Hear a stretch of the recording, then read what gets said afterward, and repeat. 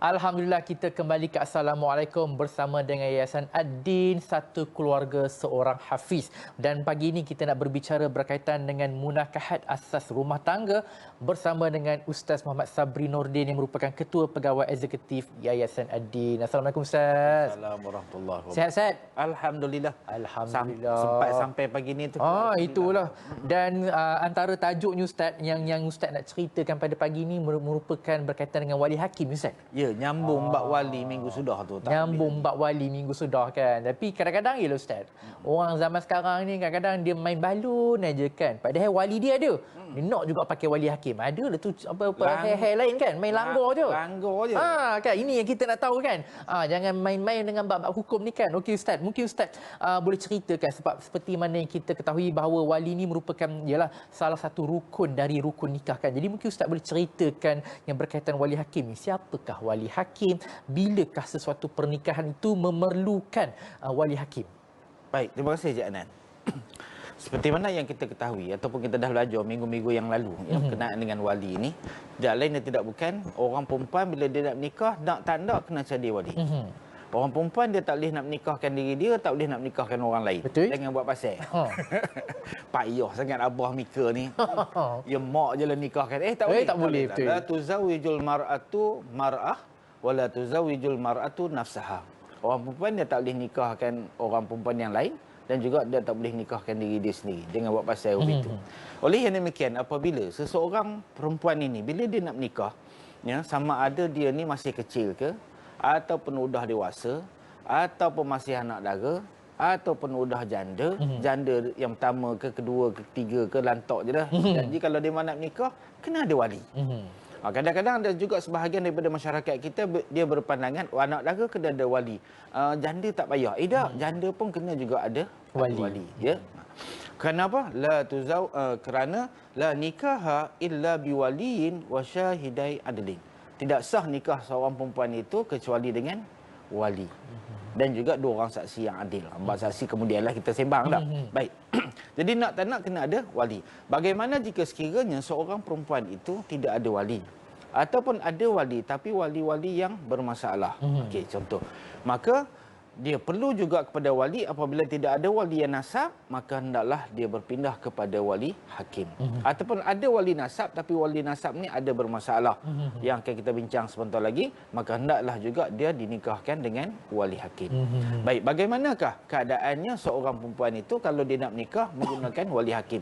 Apakah keadaan-keadaan dia? Yang pertama kita kena tahu siapakah wali hakim ni. Wali hakim ni adalah wali sultan bagi negeri-negeri yang ada sultan. Ya, bagi negeri yang tidak ada sultan, kalau di Malaysia kita ni sebagai contohnya wilayah persekutuan, ya, Kuala Lumpur ke Labuan ke Pulau Pinang, ya, Sabah, Sarawak dan sebagainya, maka bagi negeri-negeri ini wali hakimnya adalah orang yang dilantik ataupun diberikan kuasa oleh yang di-Pertuan Agong. Bagi negeri-negeri berkenaan. Ya. Manakala bagi negeri-negeri yang lain adalah sultan. Maka sultan dia turunkan kuasa-kuasa dia kepada orang-orang yang sudah dilantik. Ya, maka orang-orang yang dilantik inilah orang wali hakim. Ingat Cik Anan, wali hakim ni bukan hakim mahkamah syariah tu. Oh, bukan. Bukan. Hakim mahkamah syariah dia memang ada kuasa untuk meluluskan perkahwinan. Nak menikah kan tak kena cari juri nikah balik. Kena cari qadi jugalah. Kena cari qadi juga. Ini kadang pergi mahkamah teman nak menikah minta tuan hakim nikah. Tak Allah. Tak boleh jangan buat pasal begitu. Baik. Apabila sudah diputuskan, kita dah kenal dah siapakah wali hakim tadi. Tapi wali hakim ni pun, juru-juru nikah pun ada yang telah diberikan tauliah lafzi oleh tuanku. Ada juga juru nikah yang belum diberi tauliah lafzi oleh tuanku. Maka orang yang ada tauliah lafzi ini boleh menikahkan mana-mana perempuan yang tidak ada wali bagi kawasan dia. Manakala bagi wali yang belum mendapat tauliah lafzi, dia tidak boleh menikahkan mana-mana perempuan yang tidak ada wali bagi kawasan dia. Jadi juru nikah pun kena tengok juga mana yang boleh, mana yang tak boleh bagi kes wali hakim. Jadi Ustaz, kalau wali dia tak ada tauliah lafzi tu, maksudnya pasangan perempuan tu kena cari qadi daerah lain lah. Tak, biasanya ini kita dah susun, iaitulah pegawai daripada pejabat agama daerah yang akan turun. Yang bukan imam di masjid yang telah dilantik tak. Ya, sebab dia belum lagi ada tauliah lafzi. Faham. Baik. Yang seterusnya, bila kita dah tahu dah siapa dia, maka sebagai seorang pengantin perempuan, bila dia nak menikah, dia kena tahu, ya, adakah dia ni perlu dinikahkan oleh wali hakim ataupun wali akrab ataupun wali abad dan sebagainya. Ini kita sudah bincang dahulu. Maka yang pertamanya, bagi seseorang yang perlu dinikahkan oleh wali hakim ini, dia kena lihat jika sekiranya dia ni langsung tak ada wali nasab. Wali nasab langsung tak ada. Bagaimana seorang tu boleh berlaku dia langsung tak ada wali nasab? Yang pertama, kemungkinan, ya, dia ni adalah anak tunggal. Bapaknya juga anak tunggal. Udah. Susu galuh dia adik-beradik seibu sebapa anak saudara sampai ke bawah langsung tak ada. Bapa saudara pun tak pandang. Kenapa tak pandang? Ya, bapa juga adalah anak tunggal. Itu yang pertama. Yang kedua, bagaimana seorang tu langsung tak ada wali nasab? Iaitulah dia anak tak sah taraf. Waktu mak dengan ayah tersilap dahulu, maka dia ini tidak dapat wali nasab. Maka dia juga perlu dinikahkan oleh wali hakim. Ini jangan nak pergi lari pergi nikah siang pula. Sekarang lagi panjang cerita, payah kita nak susu galuh, akan satu generasi akan datang. Itu yang kedua. Bagi wali yang tidak ada nasab keturunan. Yang keduanya, seorang itu yang perlu dinikahkan oleh wali hakim apabila wali akrab ini tidak cukup syarat. Ada wali akrab. Wali akrab siapa? Bapak sebagai contoh. Tapi bapak tak cukup syarat. Ataupun bapak sudah meninggal, atuk. Atuk ada lagi, tapi atuk pun tak cukup syarat. Ya. Ataupun bapak sudah meninggal, atuk sudah meninggal, adik-beradik seibu sebapa, tapi tak cukup syarat. Apakah syarat-syarat sebagai wali? Okey nah. Yang pertama, nak jadi wali ni mesti lelaki. Orang perempuan tak boleh. Tadi hadis kita dah baca dah. Yang keduanya, Islam. Kalau wali belum masuk Islam lagi pun tak boleh lah. Tak boleh. Yang ketiga, baligh.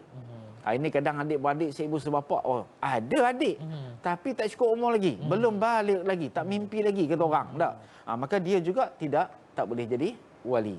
Maka hendaklah ketika itu dipindahkan wali akrab tadi kepada wali hakim. Ataupun merdeka. Hari ini tak adalah konsep hamba. Yang keempat, berakal. Ya, maknanya dia tidak gila. Jadi kalau ada bapa, atuk, ya, tapi ada bapa tadi udah ditanya rambutan, masuk buat kat sana, maka hilang kelayakan dia, maka perlu dinikahkan oleh wali hakim. Seterusnya, syarat sebagai wali tidak nyanyuk. Atuk ada lagi, tapi udah 80 lebih, udah nyanyuk. Tak kenal dah siapa mengantin ni apa semuanya tak. Ya, maka ketika itu berpindah juga wali tadi daripada wali akrab kepada wali hakim, tidak wali abad. Walaupun adik-adik seibu sebapa ada, tapi atuk tadi nyanyuk, maka dia berpindah kepada wali hakim. Itu yang kedua tak. Yang ketiga, nak jadi wali hakim ini apabila ketiadaan wali abad. Wali akrab tak ada, wali abad pun tak ada. Ya, habis susu galuh tak nak mandang dah. Ya, maka ketika itu perlu juga dinikahkan oleh wali hakim. Seterusnya, wali akrab ada, tapi berada dalam keadaan ihram. Sama ada ihram haji ataupun ihram umrah. Ini baru-baru ni ada satu cerita tak. Ya, dia mau pergi ke Mekah sana tu, buat umrah. Ya, dalam keadaan ihram lagi tu, yang disentuhnya pula Kaabah, sentuh. Ataupun dia melakukan perkara-perkara yang membatalkan, ya, tawaf, belum tahlul lagi lah. Maknanya kalau dia tahlul, dia bergunting sekalipun, dia belum lagi tahlul kerana ada perkara-perkara larangan ketika umrah itu. Yang balik sini tak sedar. Sampai di Malaysia ni baru sedar. Hari itu ihram belum tahlul lagi. Allah. Atau mana gaya ni? Anak nak menikah. Ya, kalau nak buat macam mana ni? Maka ketika itu, sebab bapa tadi belum tahlul, masih dalam ihram, maka hendaklah dinikahkan oleh wali hakim. Tapi ada juga sebahagian masyarakat kita, apa kaitannya ihram dengan nikah? Ihram di Mekah udah tu, balik kita sini udah habislah ihramnya. Tak. Ihram ini bukannya tertanggal dengan tanggalnya kain ihram. Apabila kita sudah melakukan semua rukun-rukun dia, ya, syarat-syaratnya, barulah tahlul. Bila tahlul itu, barulah dia halal untuk melakukan perkara-perkara dalam keadaan, sebagai contohnya nikahkan anak ataupun dia sendiri nak menikah. Kena apa itu. Jadi kita kadang-kadang tengok masyarakat kita, ya, jawab tu suka hati. Ikut logik akademik. Ikut logik akademik je. Ada pula kata, ihram bab Mekah udah-udah lah tu. Balik ke Malaysia ni boleh lah kita nikah kawan. Tak, lain. Tu lain. Itu yang keberapa dah? Itu wali akrab dalam keadaan ihram ataupun ihram haji ataupun ihram umrah. Seterusnya, wali ingkar. Apabila wali ada, bapa ada sebagai contoh ataupun atuk masih ada, tetapi wali ni tak nak menikahkan. Malam tadi dapat mesej, ustaz mana gayanya. Bapa langsung tak nak nyai, nak orang anak nak menikah ni, mana ke gaya nak buat. Kena bagi anak-anak yang dirahmati Allah sekalian, kalaulah nak menikah dalam keadaan wali ingkar, enggan, tak mau nak menikahkan anak, ya, seeloknya yang pertama, jumpa juru nikah, runding dulu dengan bapa. Kod orang tua ni pergi nyembang ni ada lehat sikit. Tapi kalau tak ada juga, boleh buat permohonan nikah menggunakan wali hakim. Walaupun atuk masih ada, wali mujbir, adik-beradik seibu sebapa ada, tapi bapa masih hidup, masih berakal, sihat, cukup syarat, tapi kalau dia ingkar, tak nak nikahkan anak, maka hendaklah dinikahkan menggunakan wali hakim. Ada dua lagi. Nak perhabis je. Nak perhabis je? Nak perhabis. Okey. Seterusnya ialah apabila wali ghaib hilang. Ya, mangsa MH370. Udah royop kat sana tak? Mana anak-anak sini nak menikah? Perlu juga dinikahkan oleh wali hakim. Ya, yang seterusnya ini syok sikit. Dialah pengantin dan dialah wali. Mana ke gaya tu? Ya? Mana tu, Ustaz? Sebagai contoh, sepupu. Sepupu dia nak menikah dengan sepupu dia. Ya. Sama ada sepupu ni sebelah bapa ke, sebelah mak ke, tak kisahlah. Janji dia nak menikah. Dalam keadaan wali yang lain semua tak ada. Semua tak ada dah. Yang sepatutnya jadi wali adalah sepupunya. Sepupu tu siapa? Dialah pengantin. Maka dia itu juga, dia tak boleh nikahkan. Teman nikahkan sepupu teman si POH ni dengan diri teman dan teman terima nikahnya. Tak boleh. Maka hendaklah dinikahkan oleh wali hakim. Dia jadi pengantin? Boleh. Wallahualam. Setakat hari ni. Masya Allah. Seronok kita dengar cerita bab wali hakim kan. Tapi Ustaz, kita ada masa yang amat sedikit ni kan. Mungkin Ustaz boleh cerita sedikit pasal Yayasan Ad-Din ni, Ustaz. Baik, insyaAllah. Cik Anan ya. Pasal apa tadi kita belajar bab munakahat tadi? Tidak lain dan tidak bukan ialah kita nak membina satu generasi yang baik, yang soleh-solehah, yang saling bantu-membantu, yang juga mengabdikan diri kepada Allah SWT. Begitu jugalah kami di Yayasan Ad-Din ini, apa tujuannya kita tumbuhkan Yayasan Ad-Din ini? Tidak lain dan tidak bukan ialah untuk membangunkan satu generasi yang berakhlak dengan akhlak Al-Quran. InsyaAllah, anak-anak ini apabila berakhlak dengan akhlak Al-Quran, maka mereka jadi umat yang terbaik, menjadi masyarakat yang terbaik, menjadi warga negara yang baik, insya-Allah. Jadi bagaimanakah ya kami boleh melaksanakan tanggungjawab ini, melaksanakan tugas-tugas kebajikan ini? Tidak lain dan tidak bukan ialah melalui penumbuhan Ma'had Tahfiz Al-Quran wal Qiraat Ad-Din. Setakat hari ini Ma'had Tahfiz Al-Quran wal Qiraat Ad-Din atau ringkasnya MTQ Ad-Din ini kita ada 26 buah cawangan. Semua 26 buah cawangan inilah semuanya adalah sumbangan wakaf daripada masyarakat. Subhanallah. Kami Yayasan Ad-Din ni hanya imarahkan dia je. Ya, tugas kami adalah majukan tanah-tanah wakaf yang tuan-tuan bagi. Tugas kami adalah majukan harta-harta wakaf yang tuan-tuan bagi. Insya-Allah setakat hari ini kita ada lebih kurang 1,400 orang pelajar. Yang mana 125 orang daripadanya adalah asnaf. Asnaf ini kita kena bagi pendidikan yang terbaik. Makan minum demo juga kita kena bagi. Takkan tak ada asrama pula kan demo nak tidur di mana, nak makan dan sebagainya. Maka semuanya itu adalah hasil daripada sumbangan dan juga wakaf daripada tuan-tuan. Jadi saya mengajaklah semua sidang penonton yang dirahmati Allah sekalian. Marilah bersama-sama kami dengan Yayasan Ad-Din ini menyumbang, berinfak, berwakaf dan juga sebagainya demi untuk melaksanakan ya satu keluarga seorang hafiz. Insya-Allah. Ya, orang-orang yang berwakaf, berinfak ini juga dia dapat pahala macam mana anak-anak kita yang membaca Al-Quran. 1 huruf 10 kebajikan.